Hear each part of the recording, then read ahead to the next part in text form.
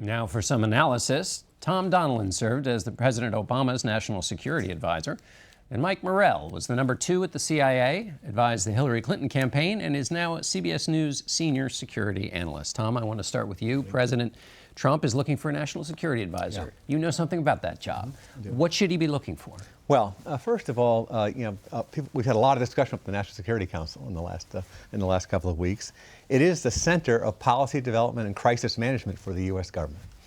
And if it's not appropriately staffed and functioning effectively, if it doesn't have the trust of the cabinet, right, and working together with the cabinet, you cannot make policy and you cannot manage crises in the United States government. With respect to the job, it's essential that it get filled quickly.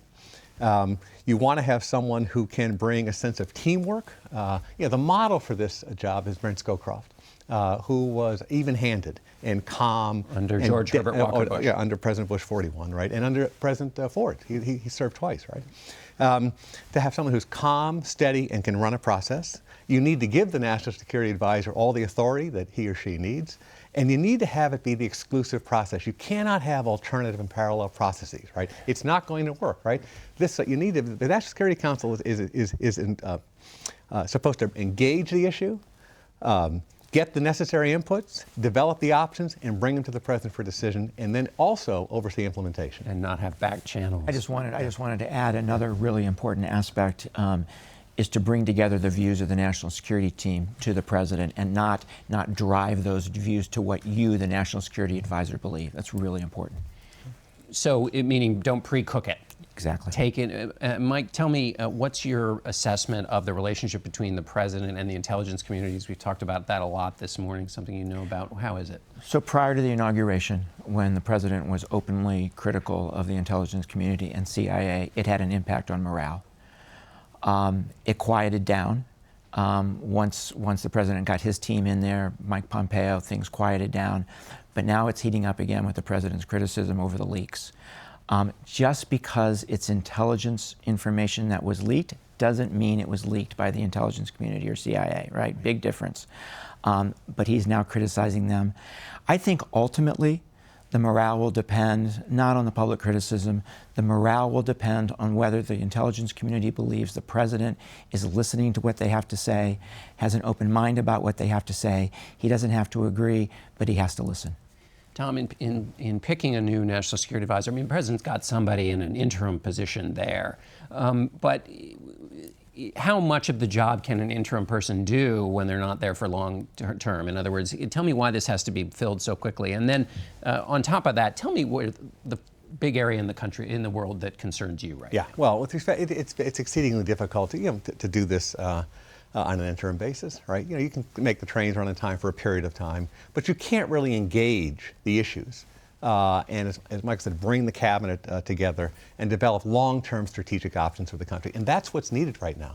The world is looking for President Trump's definitive views, right? And there's a high degree of uncertainty and anxiety in the world. And the place where that happens is the National Security Council, and it's led by the National Security Advisor. So you need to have a permanent leader who can take on these challenges. Mike, in terms of Russia, and the American position with respect to Russia. An expert I was talking about, a Russia expert I was talking to, was saying that one of Vladimir Putin's hopes may have been to meddle in the election, but it's also to create chaos in American institutions. Do you see it that way? One of his primary goals is to weaken the United States in the world. So he works that a whole bunch of different ways. I think what struck me since the inauguration is he has taken a number of actions, I think, to actually challenge the president, to test the president. He has increased the fighting in eastern Ukraine. Just yesterday, he announced that Russia would accept the passports of people from eastern Ukraine. That sends a very powerful signal. And they have deployed a cruise missile that is contrary to a arms control treaty. So three very significant things in the last 3 weeks. And I think it's important for the president to stand up and say something about it. Can I add to that just for a second? there's been a lot of talk about Russia, right? And we should talk about things that we know, right? Not things that are speculated on. And the things that Michael went through are things that we know, right? But we also know that there was Russian interference in the U.S. election in 2016. And on January 6th, the intelligence community did something unusual. With high confidence, put out a report saying that. That needs to be investigated on a nonpartisan basis. That's another, I think, another important addition to the list, Michael, that needs to be addressed, which is what happened in the 2016 election. How can we prevent it from happening again? And how can we work with our European partners to ensure that Russia doesn't interfere in their series of elections in 2017? Mike, let me switch to North Korea. The president is concerned about that issue, a missile launch last weekend.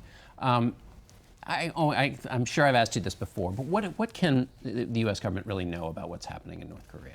So we know quite a bit, actually, and the situation has become much more dangerous over the last 5 years or so for two reasons. One is the stockpile, the number of nuclear weapons that North Korea has become much larger. They keep on adding to it. And two, by testing missiles over and over and over again, those missiles are becoming more capable. And they've had more time to be able to mate a nuclear weapon to one of those missiles. So the situation is more dangerous. There's three significant risks, John. One is that they could actually launch one at the United States. I think that's the lowest risk. Two, the regime could fall. There's a real likelihood at some point that this regime will fall and the nuclear weapons will be out of control, right?